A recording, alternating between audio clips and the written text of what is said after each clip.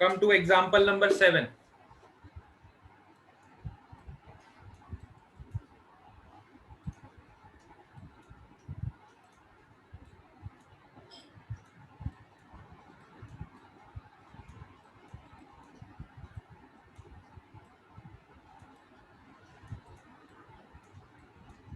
NCERT example number 7, page number 102.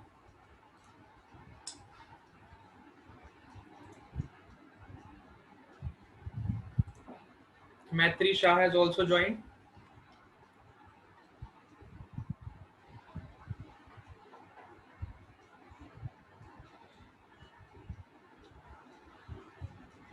सब लोग NCERT का बुक खोलोगे, page number 102, example number 7.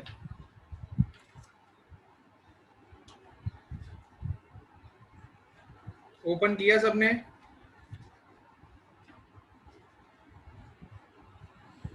Yes. Anu Prasad has also joined.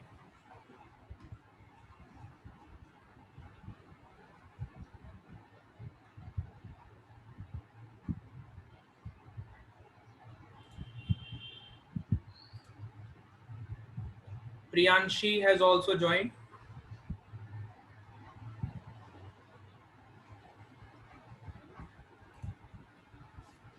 NCERT example number 7. Determine the maximum acceleration of the train. Read the question.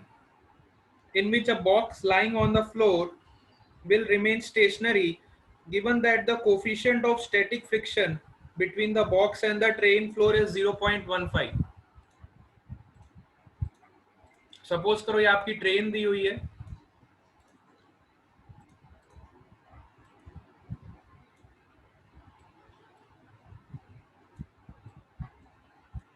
ना, और इस train में एक block रखा हुआ है.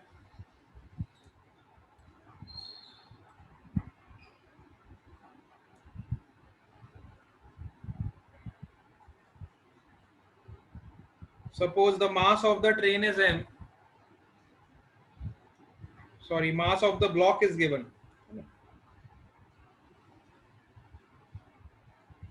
Train is accelerating with some acceleration a in forward direction. Mass of block is given m, and you have to find the acceleration maximum. What is the maximum acceleration possible?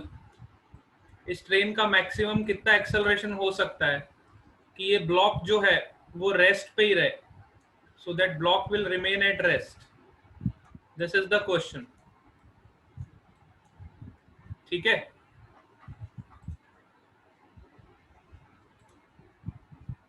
है ना. Block को rest पे रखने के लिए train का maximum acceleration कितना होना चाहिए, ये क्वेश्चन में आपको पूछा गया है. हाँ, अनुप्रसाद आपका अटेंडेंस हो गया, प्रियांशी का भी अटेंडेंस हो गया, मैत्री शाह का भी अटेंडेंस हो गया. ठीक है, तो देखो हमें इस ब्लॉक का एक्सेलरेशन फाइंड करना पड़ेगा. तो पहले हम ऑब्जर्वर ले लेते हैं.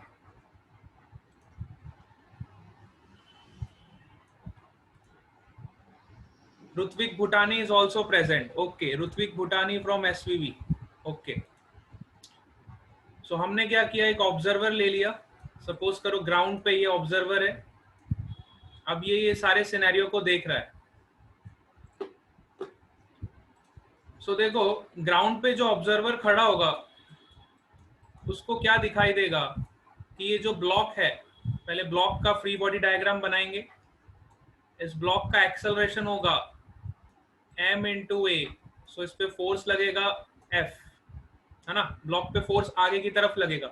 ऐसा इसको दिखाई देगा जो ग्राउंड पे खड़ा हुआ है ना. ग्राउंड पे जो पर्सन खड़ा है उसको ऐसा दिखेगा कि ये ब्लॉक जो है ट्रेन के साथ आगे की तरफ मूव करेगा. अब जब आगे की तरफ मूव करने की टेंडेंसी होगी तो इस पे फ्रिक्शन फोर्स कहाँ लगेगा, इन ऑपोजिंग डायरेक्शन, है ना. अब ब्लॉक को आपको रेस्ट में रखना है. रेस्ट में रखना है तो कौन सा फ्रिक्शन लगेगा, स्टैटिक फ्रिक्शन. जब आपकी बॉडी मूव नहीं करेगी तो जो फ्रिक्शन आपकी बॉडी पे लगेगा that is your static friction. ठीक है, तो स्टैटिक फ्रिक्शन की वैल्यू क्या होती है, हमने कल लॉ पढ़ा था फ्रिक्शन का, Fs is equal to mu static into normal reaction. This is the law of friction. Fs is equal to mu S into N. अब ये बॉडी पे जो जो फोर्सेस लग रहे हैं आप सारे शो करोगे. इस पे mg लगेगा, इस पे नॉर्मल रिएक्शन भी लगेगा, है ना, normal reaction in upward direction. So आप देखो नॉर्मल रिएक्शन को तो कौन बैलेंस कर लेगा, mg वाला फोर्स बैलेंस कर लेगा. और अगर ये ब्लॉक को रेस्ट में रहना है तो ma फोर्स को कौन बैलेंस करेगा, ये स्टैटिक फ्रिक्शन का फोर्स बैलेंस करेगा. If the block wants to remain in rest then your ma force is balanced by your static friction force, and we can also write the static friction which is mu s into m into g. so यहां से देखो मास और मास cancel हो जाएगा, मास और मास cancel हो जाएगा, तो आपका एक्सेलरेशन कितना आ जाएगा. so this is the maximum value of acceleration because maximum value of friction that is possible which is mu s into m into g. so maximum acceleration कितना आ जाएगा आपका, कोफिशिएंट ऑफ फ्रिक्शन आपको दिया है 0.15 into acceleration is 10, so you will get 1.5 meter per second square.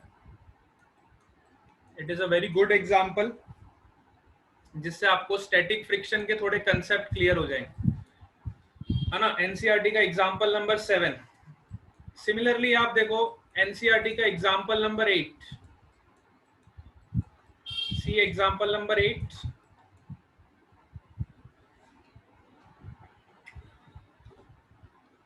देखो example number 8 में वही आपको वेज वाला ब्लॉक दिया हुआ है जैसा कि हम कल डिस्कस कर रहे थे. इस तरह का आपको एक वेज दिया हुआ है और इसके ऊपर हमने एक ब्लॉक रखा है.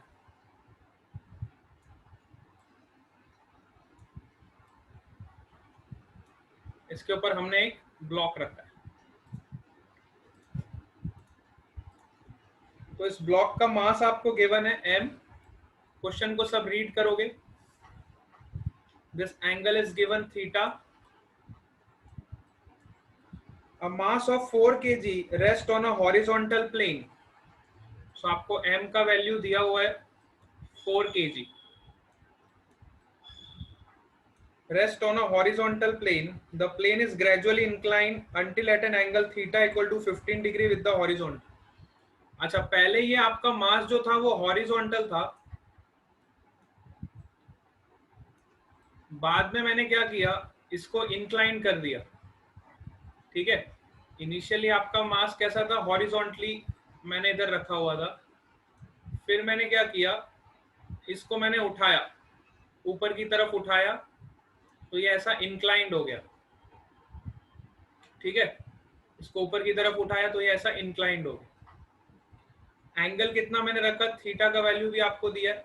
मैंने इसको 15 डिग्री तक ऊपर उठाया,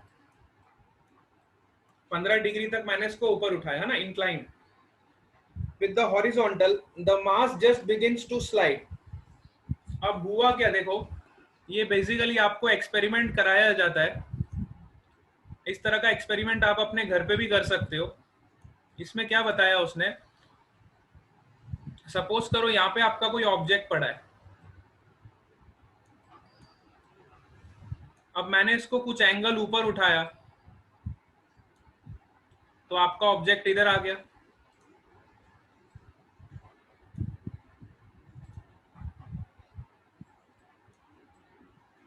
सपोज करो मैंने इसको कुछ एंगल और ऊपर उठाया तो आपका ऑब्जेक्ट इधर आ गया. ठीक है, डिफरेंट डिफरेंट एंगल्स पे मैंने इसको इंक्लाइन किया. पहले मैंने सपोज करो थीटा 1 डिग्री उठाया, फिर मैंने इसको थीटा 2 डिग्री उठाया, फिर मैंने इसको थीटा 3 डिग्री उठाया.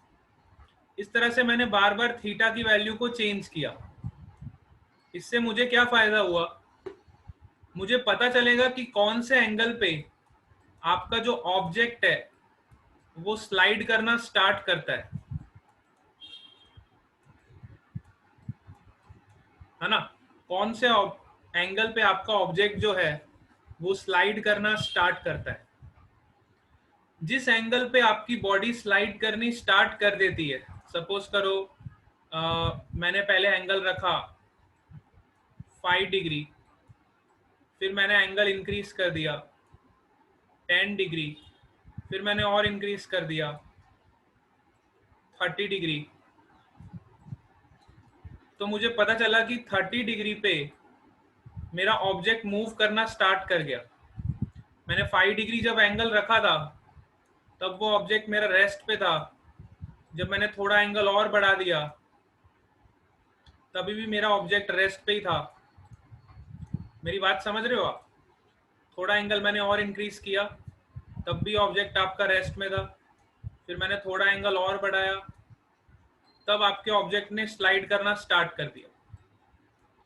तो जिस एंगल पे, जिस थीटा पे your body just begin to slide, the angle at which your body just begin to slide, your body will just begin to slide. This angle is known as angle of repose. This angle is known as angle of repose, है ना। जिस angle पे आपकी body just slide करनी start करती है, इसको आप स्कूल में भी कर सकते हो एक्सपेरिमेंट। आप एक बड़ा सा रूलर ले लो, सपोज करो मैंने एक वुडन की स्केल ली, है ना, एक मैंने वुड की स्केल ली और उस पे मैंने एक छोटा सा रबर रखा, छोटा सा रबर रखा। अब आपने डिफरेंट डिफरेंट एंगल्स पे इसको एक्सपेरिमेंट किया, डिफरेंट डिफरेंट एंगल्स पे आपने इस रूलर को रखा। तो जब आप डिफरेंट डिफरेंट एंगल्स पे इस रूलर को रखोगे तो एक एंगल आपको ऐसा मिलेगा जिस एंगल पे आपकी ये ऑब्जेक्ट जो है वो स्लाइड करनी स्टार्ट कर देगी। जिस एंगल पे आपकी ऑब्जेक्ट जो है वो स्लाइड करनी स्टार्ट कर देगी, उसी एंगल को हम बोलेंगे एंगल ऑफ रिपोज। उस एंगल को क्या बोलेंगे? Angle of repose.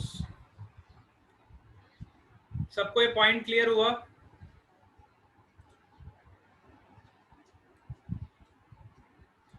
Angle of repose का कंसेप्ट सबको समझ आया?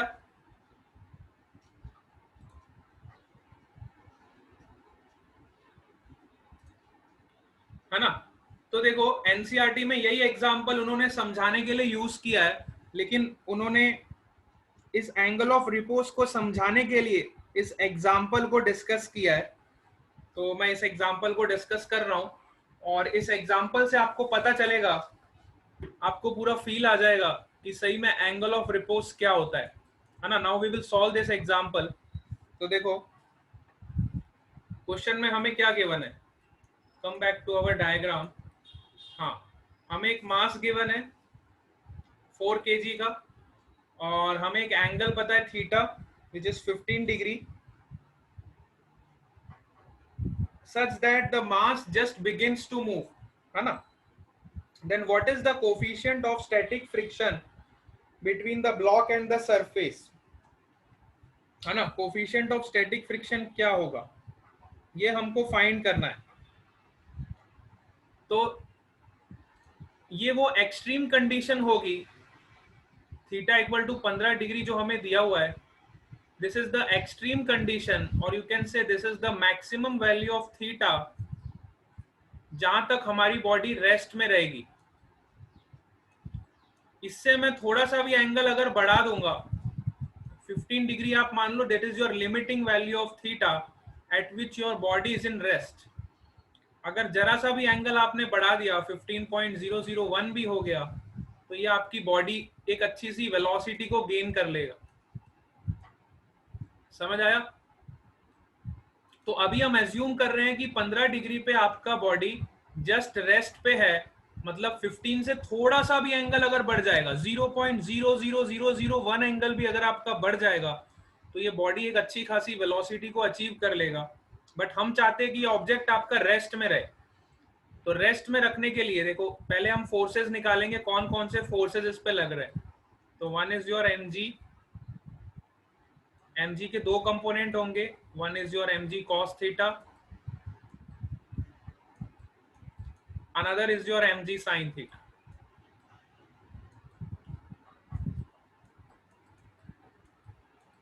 And next is your normal reaction.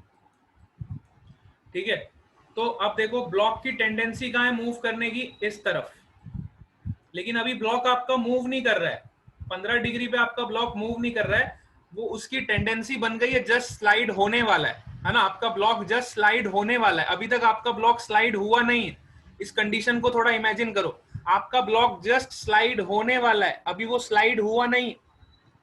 तो 15 डिग्री पे यहाँ पे जो फ्रिक्शन लगेगा ब्लॉक की सरफेस पे, that is your maximum value of your static friction.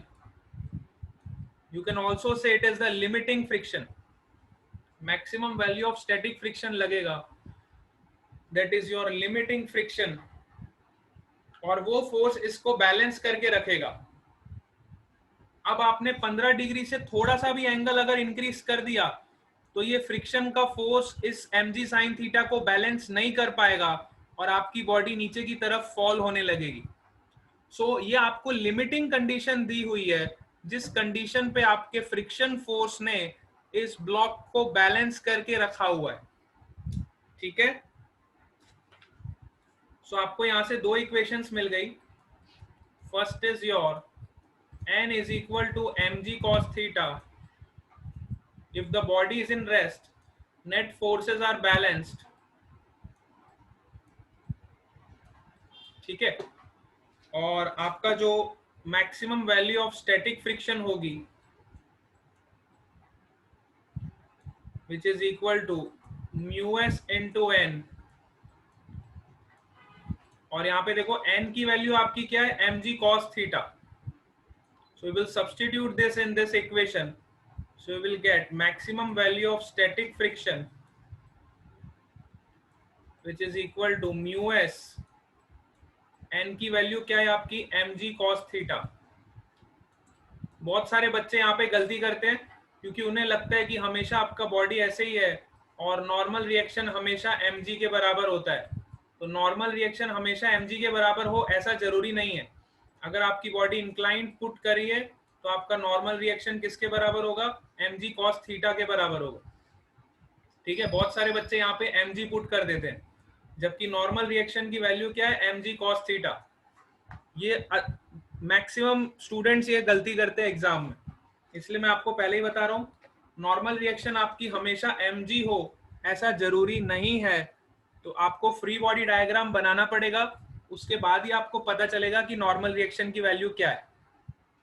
ठीक है, चलो अब ये फ्रिक्शन फोर्स को किसने बैलेंस किया हुआ है, ये फ्रिक्शन फोर्स को बैलेंस किया हुआ है mg sin थीटा ने, है ना। फ्रिक्शन फोर्स को किसने बैलेंस किया, mg sin थीटा। तो मैं यहाँ पे लिख सकता हूँ, देखो mg sin थीटा को किसने बैलेंस करा हुआ है, फ्रिक्शन फोर्स ने बैलेंस किया हुआ है, और फ्रिक्शन फोर्स की वैल्यू कितनी है, mu S mg cos theta. तो यहां से आपको थीटा की वैल्यू क्या मिल जाएगी, देखो g से g कैंसिल, m से m cancel, you will get mu s is equal to tan theta, tan theta is equal to mu s, and from here you can write theta is equal to tan inverse mu s. This angle is known as angle of repose.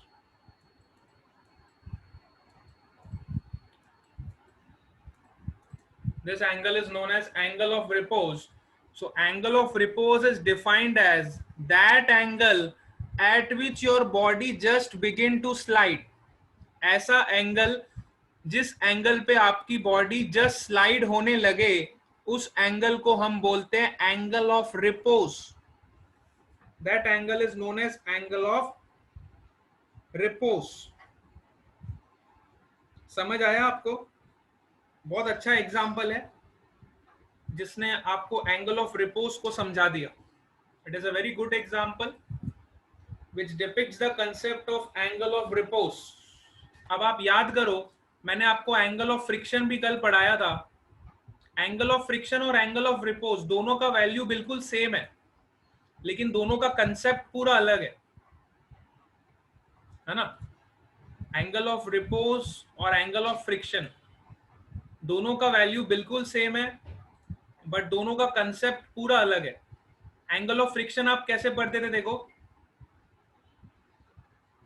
Suppose ये आपका contact force होता था, तो contact force के दो component होते थे, one is your friction force and another is your normal force.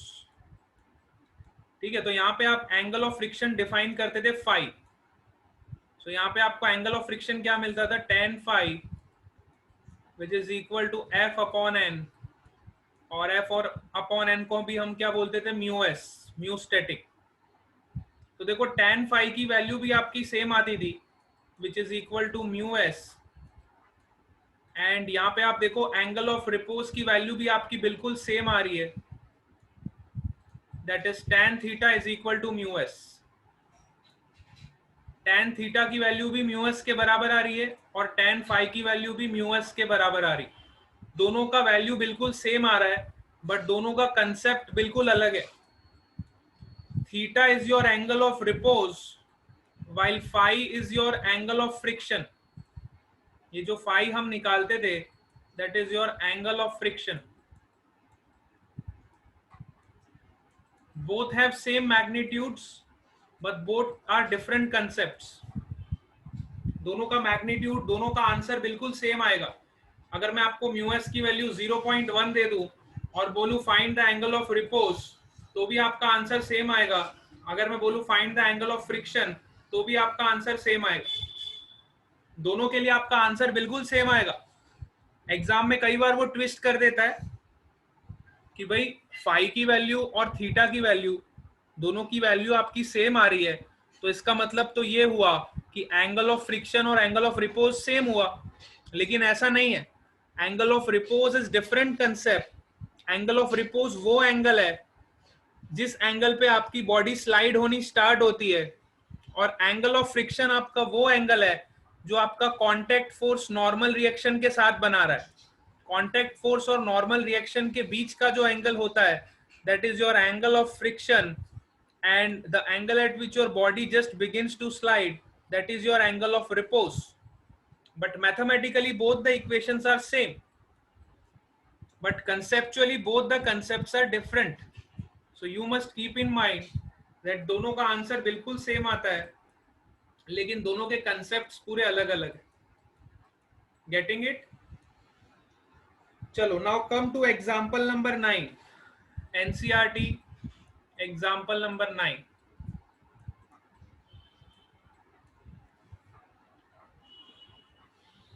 It is also a good example। What is the acceleration of the block and the trolley system as shown in the figure if the coefficient of kinetic friction between the trolley and the surface is 0.04? What is the tension in the string? Again देखो, आपको ऐसी एक trolley दी हुई है, इस trolley को हमने string के साथ टाई कर दिया, which is connected to a pulley,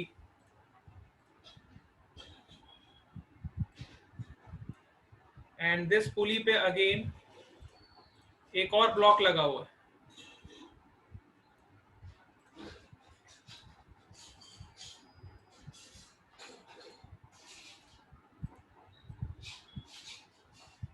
ठीक है,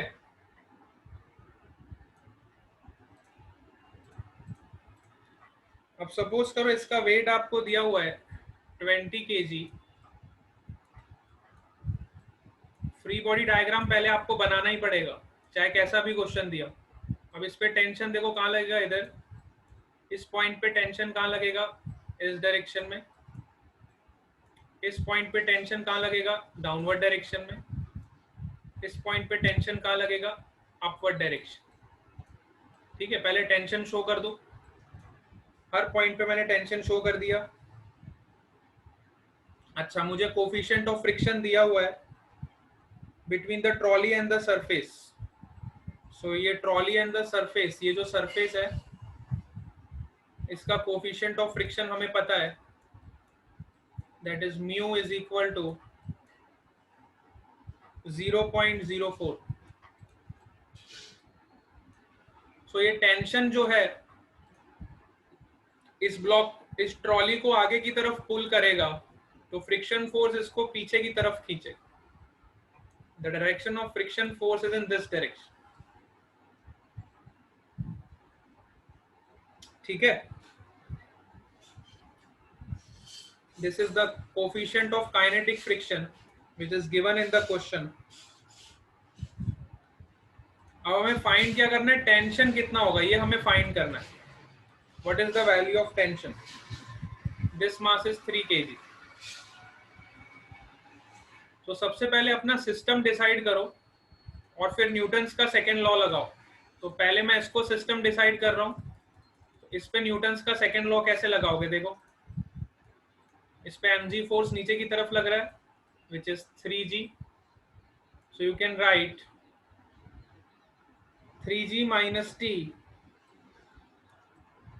net force is equal to mass into acceleration. If I have applied Newton's law on this system, you will get this equation. Similarly, अब आप system इसको बनाओगे, इस पे कौन कौन से फोर्स लग रहे हैं? देखो, एक तो टेंशन और एक friction force. So T minus F,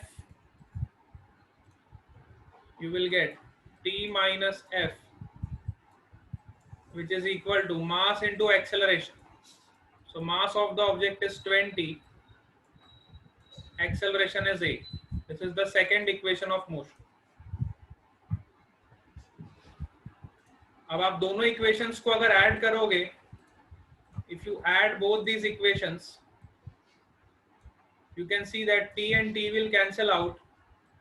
You will get 3g minus f which is equal to 23a. Now what is the value of friction?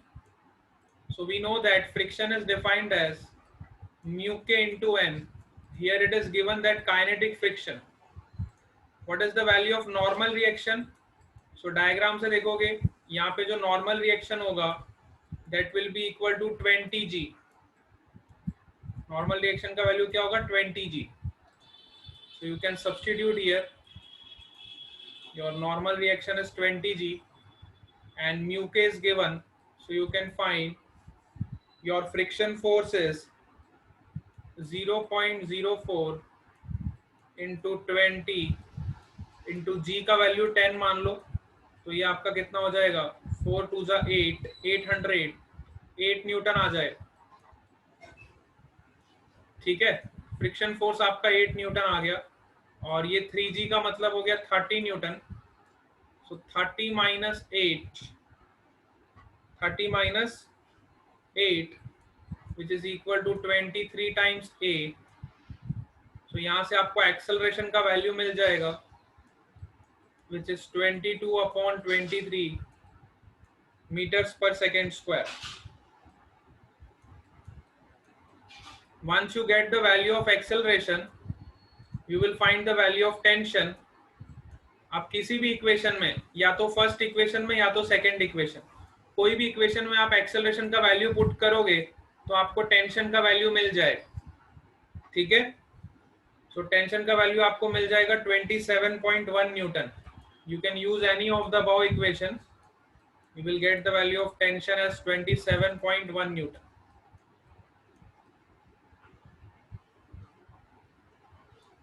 समझ आया?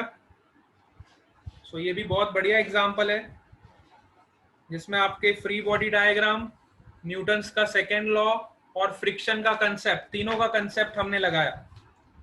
पहले हमने फ्री बॉडी डायग्राम बनाया, फिर हमने न्यूटन्स का सेकेंड लॉ लगाया और न्यूटन्स के सेकेंड लॉ के साथ हमने फ्रिक्शन का कंसेप्ट भी लगाया। फ्रिक्शन फोर्स को हम ऐसे डिफाइन करते हैं। ठीक है, तो इस तरह के मिक्स प्रॉब्लम्स भी आपको एग्जाम में आ सकते हैं जिसमें friction, free body diagram, Newton second law, तीनों चीजें एक साथ अप्लाई करनी पड़ती है। All of you are getting this? Yes?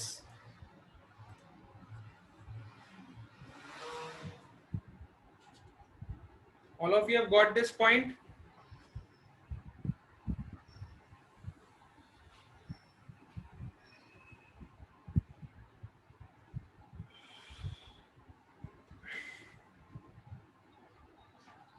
Everyone?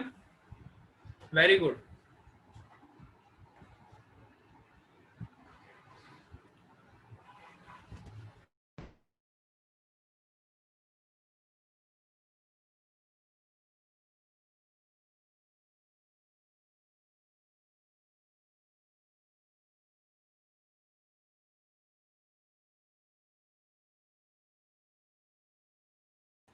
All of you clear up to this point?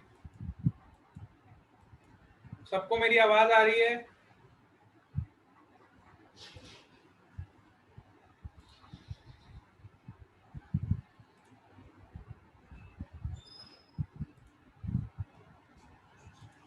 ठीक है।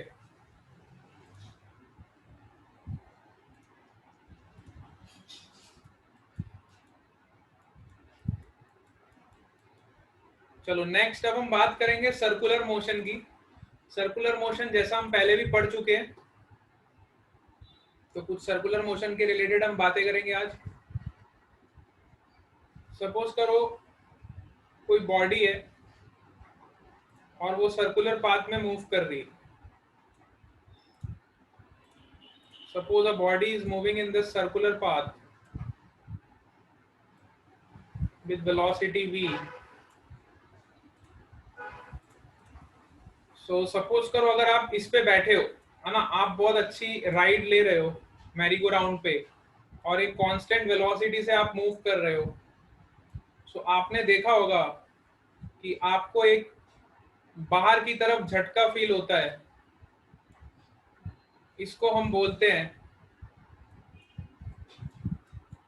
Centrifugal force,